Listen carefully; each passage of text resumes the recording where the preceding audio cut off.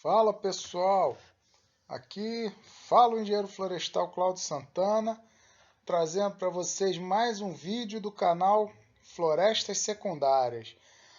O tema do vídeo de hoje é plantando a espécie certa no lugar certo. E eu pretendo com esse vídeo fazer um alerta em relação a correntes de WhatsApp, a modismos, coisas que têm acontecido, informações que têm chegado distorcidas pela internet. Não é um manual de arborização, não é um manual de plantio, não é um alerta.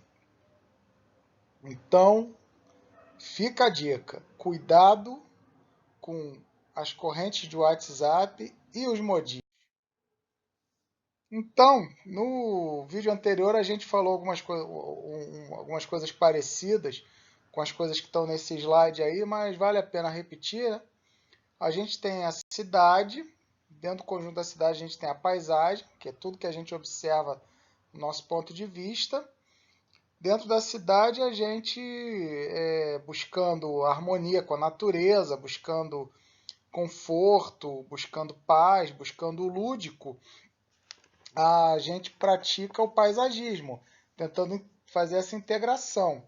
Paisagismo é uma manifestação artística, ou seja, de origem humana, é uma interpretação humana da natureza. A natureza sob o ponto de vista do homem. A gente tem dentro desse processo aí do paisagismo, a, a, então, a estruturação dentro da malha urbana de praças, parques, jardins, bosques, a arborização urbana e as florestas urbanas, que são as formações naturais ou implantadas, mas tentando reproduzir florestas dentro da malha urbana. Uma cidade é um mosaico de ambientes naturais. Desculpem, é um mosaico de ambientes, incluindo as áreas naturais. E a população ela interage o tempo todo com essas áreas naturais. E para o bem e para o mal. E aqui também, só relembrando aqui alguns aspectos do que é o paisagismo, a visão humana da natureza, praça, um grande parque como a Quinta da Boa Vista, um jardim, que é um jardim de pedra do Inhotim, um aspecto aqui mais abaixo do que é a arborização urbana. Bom, um exemplo da interação não tão saudável do homem com o seu ambiente é a introdução de espécies exóticas, que é um dos grandes riscos dessas de modas, de disseminação de informações. A leucena, nas décadas de 1970 e 1980, ela foi tratada como uma panaceia, uma espécie que recobriria rapidamente áreas degradadas, iria trabalhar o solo, seria capaz de, como ela é capaz, de aumentar muito a taxa de nitrogênio no solo. Ela é uma espécie adubadora eficiente, porém uma invasora igualmente eficiente, especialmente de terrenos degradados e de áreas de tensão, áreas sob influência humana. Não é uma espécie típica invasora de ambientes naturais, florestas fechadas, mas é capaz de invadir, sim, ambientes naturais abertos, como restingas. E uma espécie que nasceu como uma panaceia, foi introduzida como uma panaceia, com o tempo foi se tornando um grande problema. Hoje ocupa bordas de florestas nativas, terrenos baldios, restingas, alto custo para sua remoção. O exemplo dessa foto é um terreno urbanizado, a área da região portuária do Rio de Janeiro, coberta por eu chamo de ticket, um leucenal extremamente denso, impenetrável. Outro exemplo de espécie muitas vezes colocada de forma inadequada, Nerium oleander, a espirradeira, é uma espécie bastante interessante do ponto de vista paisagístico, ela é bonita, é uma arvoreta, não tem porte grande, não tem grande interferência com os equipamentos urbanos, a gente observa aqui uma rede de alta tensão, mas, por outro lado, é uma espécie tóxica. Tóxica principalmente para crianças, para animais domésticos. Há registro, principalmente em região sul do Brasil, muitas mortes de animais domésticos por ingestão de folhas de espirradeira, acidentes com crianças. E é uma planta que já foi, ainda é utilizada pelo poder público e é muito propagada por populares. É uma planta de fácil dispersão, fácil propagação e as pessoas se sentem tentadas a agir por conta própria. Como, aliás, é o caso de outras exóticas. E com essa foto, que é uma imagem, essa foto é minha, a foto anterior não, mas essa foto é minha, a gente vê que a vegetação natural ela tem um atrativo, ela tem beleza. Você tem a cidade, né? A cidade é viva, a cidade se expande, a gente vê aqui, age, como eu disse, para o bem e para o mal. E o cidadão ele quer fazer parte desse metabolismo. Ele quer ser um agente ativo e não passivo. E quando isso se combina, eventuais erros de avaliação das pessoas, somado a possíveis ausências do poder público, nem sempre a gente pode estar em todos os lugares e em alguns momentos em determinados locais realmente não há essa presença tão efetiva. E ainda se pode somar um terceiro fator, o distanciamento, que tem diminuído, mas um distanciamento que há entre o meio acadêmico e a realidade da população, a gente pode ter como consequência essa interferência das pessoas de uma maneira não tão adequada e que tende a se agravar quando a gente tem essa onda de notícias falsas, as famosas fake news. Exemplo de notícia falsa, exemplo de fake news, corrente do WhatsApp. Não tem qualquer dado que corrobore que o governo malaio, ou que o governo tailandês, ou birmanês, ou de qualquer lugar, porque a cada momento que essa corrente é passada, ela vem com um lugar diferente.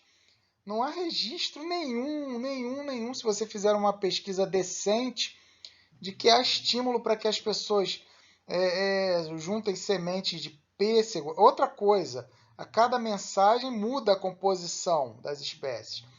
Pêssego, quiabo, abóbora, melancia, cereja, damasco, manga, laranja, mexerica, abacate. Eu fico pensando num tailandês plantando abacate. Enfim, isso não é verdade. Uma atividade de revegetação, de reflorestamento, de recuperação ambiental, ela exige conhecimento, exige atenção, planejamento. Espécies exóticas podem ser invasoras fora dos ambientes naturais e podem ser consequências graves. No caso de invasores podem ser animais ou vegetais, ou micro-organismos. O javali é um problema hoje. O mico-estrela é um problema. A leucena que vocês viram alguns slides atrás é um problema grave. As espécies invasoras ocupam o espaço das espécies nativas, elas deslocam as espécies nativas, elas competem. Uma das grandes causas de extinção de espécies nativas é a competição com espécies invasoras. Então, não cabe a gente ficar introduzindo mais e mais espécies de forma irresponsável. E mais do que isso, incentivar e divulgar sem nem ao menos saber a origem de um texto. Então, pessoal, nada de acreditar nesse texto. Por favor, é notícia falsa. Não há estímulo nenhum de governo tailandês, ou malaio, ou birmanês, ou indiano, ou de lugar nenhum do mundo para que as pessoas saiam jogando sementes em qualquer lugar. Existem inclusive versões que estimulam pessoas que vão fazer trilhas de bicicleta, ou caminhadas, ou corridas, a levarem sementes. Muitas vezes essas trilhas acontecem em áreas naturais, em áreas protegidas. Não façam isso. Não façam isso. Existem lugares específicos para que seja praticado, para que sejam implantados pomares, para que seja praticada essa atividade. Por favor. E aqui uma situação recente, está vendo com todo esse drama dos incêndios, coisa de 2 anos para cá, a intensificação dos incêndios, Amazônia, Cerrado, Pantanal, ainda que a gente considere que o fogo devia ser um fenômeno cíclico no Cerrado, não no Pantanal, uma planície inundada, ou na Amazônia, uma floresta úmida, e mesmo no Cerrado o fogo está fora de padrão, mas enfim, a gente tem visto uma intensificação desses incêndios de alguns anos para cá. Não tem essa história de que antigamente era. Não era. Não era. Existem números, existem estudos. Não repitam coisas que vocês leem sem referência. Por favor, ouçam a ciência. Os incêndios têm se intensificado. O problema é que com a intensificação dos incêndios, muita gente bem intencionada quer participar.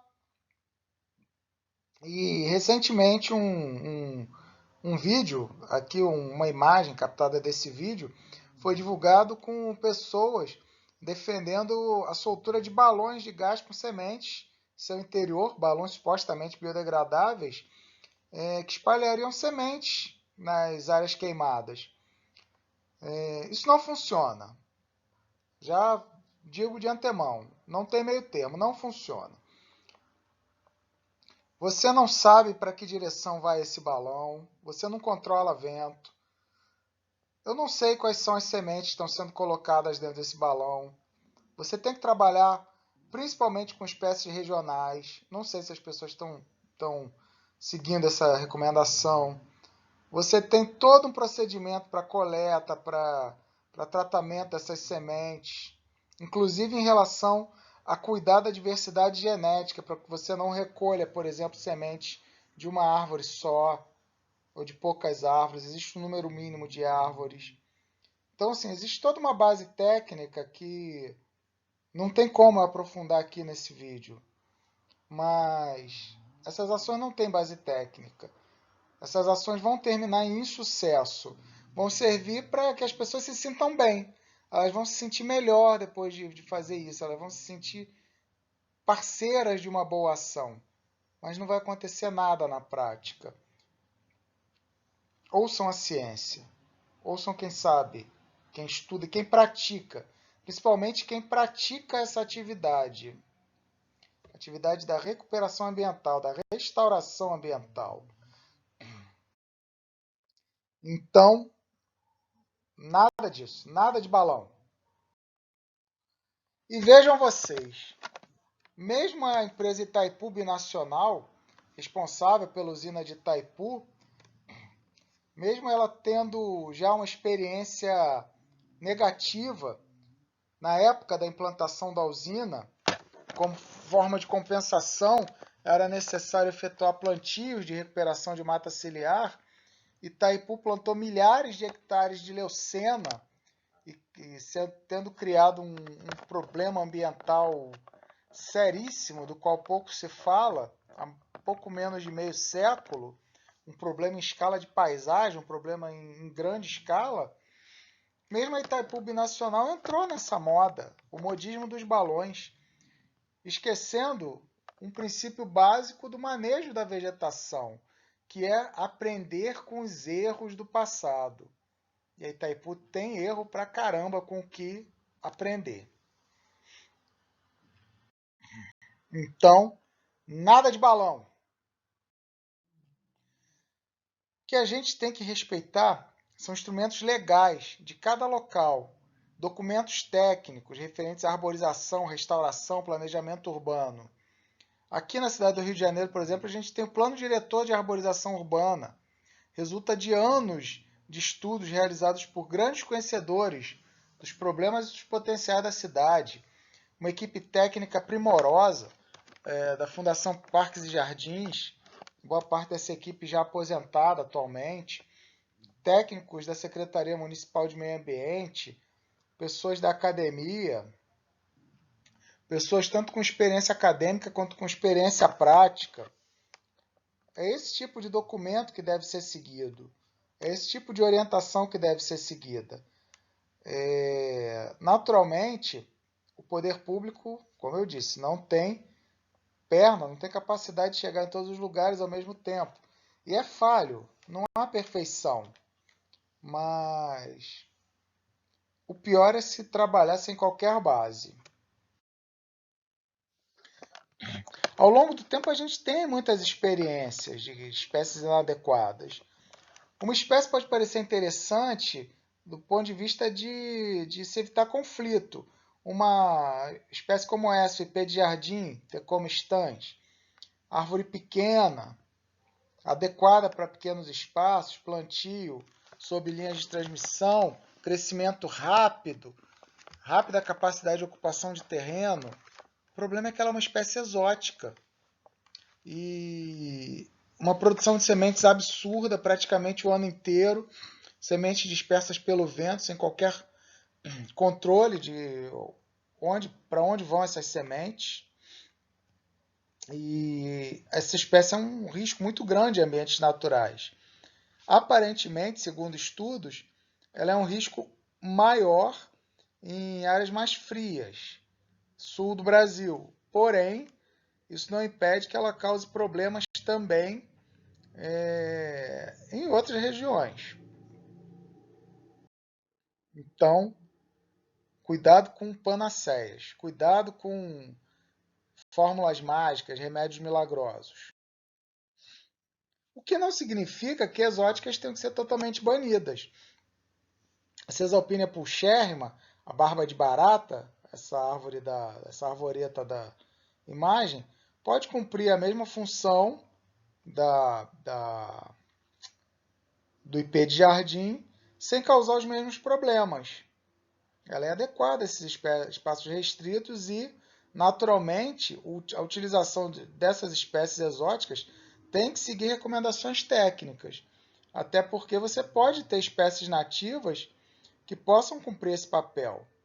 E a gente sempre tem que priorizar o uso das nativas, o que não nos impede de utilizar espécies adequadas à disposição em um determinado momento. E a barba de barata, Caesalpinia pulcherrima, é uma espécie muito boa.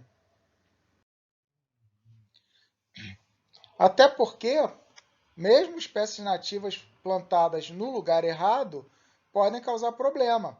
Isso aqui é um indivíduo de Ficus lusquinatiana, uma das várias figueiras nativas brasileiras. E essa árvore foi plantada na região da Leopoldina, na zona norte do Rio, subúrbio. Ela lembra muito uma jaqueira. E essa é uma região onde a gente tem um coletivo de plantio muito ativo, que é um fenômeno bastante interessante, tem aparecido, tem surgido nos últimos anos aqui no Brasil, principalmente. Eu vejo muito esses coletivos no Sudeste, no Sul, e que tem que ser acompanhados, tem que ser respeitados. A gente tem que saber o com que a gente pode contribuir com esses coletivos, mas enquanto a gente não conseguir se aproximar deles de uma maneira adequada, erros podem acontecer. E com certeza essa espécie, eu sei porque eu conheço a região, com certeza essa espécie foi plantada confundida com uma jaqueira. Ela lembra muito um pé de jaca quando mais jovem, quando é menor. E muitas vezes os coletivos de plantio têm isso, têm essa visão utilitarista da arborização, que não significa necessariamente que eles estejam errados. É uma demanda que tem que ser ouvida e ajustada. Tentar acertar a base técnica com o anseio da população. Mas ações populares também podem acertar, por eventual conhecimento dos participantes, às vezes por pura sorte. Aqui um exemplo, o bairro da Tijuca, já na subida para o Alto da Boa Vista. Populares plantaram uma jabuticabeira numa praça, numa área pública.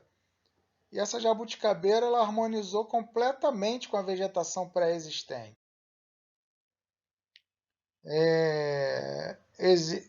Essa jabuticabeira está em estado bem razoável, produzindo frutos, possui inclusive sinalização jabuticabeira preservada.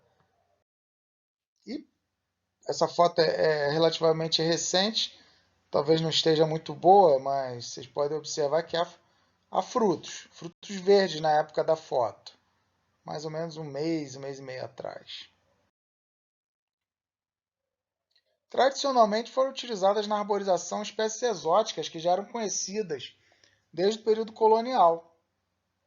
Os portugueses trouxeram todo um conjunto de espécies aclimatadas ao Brasil, espécies exóticas, principalmente das colônias indianas, africanas e indianas, mas mais as colônias asiáticas. Uma delas é a Ficus microcarpa, também conhecida como figueira lacerdinha, e provavelmente não causavam problemas em outros tempos, mas hoje, numa cidade com uma série de conflitos, como a gente observa nessa foto aqui da esquerda, fios de telefone, fios de transmissão de energia elétrica, além dos conflitos com as redes subterrâneas, esgotamento sanitário, água, outros serviços. Uma espécie como essa mostra que o planejamento da arborização e o manejo posterior são cruciais para maximizar os benefícios. E tudo isso vai estar presente justamente nos estudos que vão dar origem aos planos diretores de arborização. Por isso se fala da importância de se seguir essa documentação técnica. Mas, ora, espécies nativas, na verdade, sempre foram utilizadas e nos últimos anos mais e mais têm sido incluídas no planejamento e na execução dos projetos, agregando o conhecimento prático de muitos anos e o conhecimento acadêmico. E, além disso, a gente passa a ter, de alguns anos para cá, maior disponibilidade de mudas de espécies nativas, o que é um gargalo para se trabalhar com nativas. É você ter mudas. Para você ter muda, você tem que ter semente. Para você ter semente, você tem que ter árvores matrizes. Você tem toda uma cadeia envolvida, toda uma cadeia implicada na produção e no uso de espécies nativas. O exemplo aqui é a arborização realizada com pau-brasil, pau-brasil equinata, que é uma espécie de simbolismo muito evidente. A árvore que dá o nome ao nosso país, tem toda uma história. O pau-brasil sozinho dá um vídeo inteiro. Então, inclusive uma árvore muito boa para utilização em arborização urbana, bom crescimento, bom manejo. E uma outra forma de compatibilizar os critérios técnicos e necessidades da sociedade é a ocupação em parceria de espaços ociosos. Aqui, no caso, é uma área na divisa dos bairros de Ramos e Olaria, onde foi implantado um pequeno bosque com mão de obra da população, algumas mudas trazidas por moradores e outras mudas cedidas pela Fundação Parques e Jardins. Poderia ser também uma horta, poderia ser a implantação de uma praça. O importante é que você tendo a orientação técnica e a vontade da população, você tem um resultado bastante razoável. Essa é uma área de muita circulação de automóveis, um solo de aterro que não é muito favorável para o desenvolvimento da vegetação. Mesmo assim, a gente tem em 3 anos algum crescimento. Lembrando, né, que muitas espécies presentes aqui não são de grande porte. Foi feita uma seleção que priorizou espécies de porte mais baixo, embora haja mangueiras entre as árvores plantadas populares. Mas, por exemplo, aqui em primeiro plano a gente tem um cajueiro, que é uma árvore de porte menor, frutífera. Ou seja, você cria um espaço harmonizado, atendeu a população, está ocupando um espaço ocioso, embora ainda, se você observar a foto com atenção, você ainda observe lixo, algumas coisas um pouco desagradáveis, mas ainda assim é o aproveitamento de um espaço originalmente ocioso. Então, esse é um caminho. Tentar trabalhar em parceria com a população e tentar cada um trazer o que pode trazer de melhor. E lembrando, cada coisa no seu lugar. Ali, no slide anterior, a gente falou de uma área pequena, pouco aproveitada, plantando árvores menores, plantas menores, mas se você tem um espaço grande, como a Quinta da Boa Vista, por exemplo, para quem não conhece o Rio de Janeiro, é um dos grandes parques públicos do Rio de Janeiro, antiga residência dos imperadores do Brasil, você pode usar e abusar do que você tem à disposição, sejam espécies nativas, exóticas, você pode brincar, usar árvores de grande porte.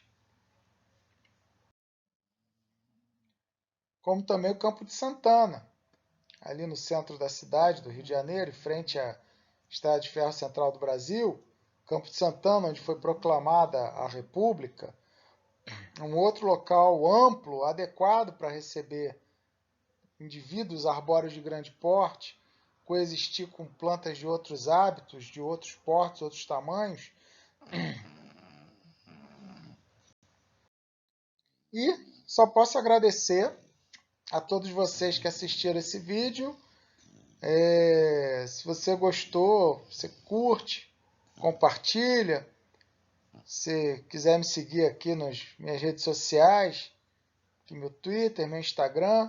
E não esquecer que eu tenho um livro gratuito aqui, tem um endereço para vocês baixarem o livro. Estrangeiros na Cidade do Rio de Janeiro.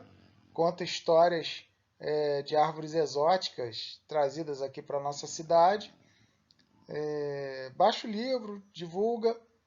E semana que vem a gente vem aí com mais um vídeo do nosso canal Florestas Secundárias. Até lá!